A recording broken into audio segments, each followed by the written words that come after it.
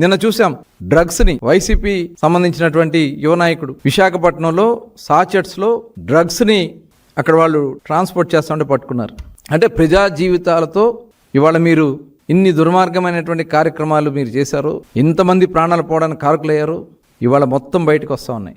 ఇవన్నీ కూడా బయటకు వస్తూ ఉంటే చూసి తట్టుకోలేక రకరకాలుగా కులాలని, మతాలని, ప్రాంతాలని, ప్రజల్ని తప్పుదారి పట్టించాలని మీరు ప్రయత్నం చేస్తే జరగవు. మేము చాలా ట్రాన్స్పరెంట్గా ఉన్నాం. అందుకనే మా నాయకులు ఎక్కడైనా ఇన్వాల్వ్మెంట్ ఉన్నా ఇమ్మీడియట్గా యాక్షన్స్ తీసుకున్నాం. సోషల్ మీడియా పోస్ట్ పెడితే అతన్ని మేము అరెస్ట్ చేశాం. అలాగే ఈ లిక్కర్ కేసులో, కల్తీ మద్యం కేసులో ఇన్వాల్వ్మెంట్ ఉన్నటువంటి జయచంద్రారెడ్డిని అరెస్ట్ చేశాం. సురేంద్ర నాయుడు మీద కూడా కేసు పెట్టాం. జయచంద్రారెడ్డి మీద కూడా కేసు పెట్టాం. పార్టీ నుంచి సస్పెండ్ చేశాం. చాలా సివియరమైనటువంటి, తీవ్రమైనటువంటి యాక్షన్స్ ఉంటాయి అనేది మా నాయకులకైనా కూడా మేము ట్రాన్స్పరెంట్గా ఉండడం అనేది ఇదే ఒక నిదర్శనం.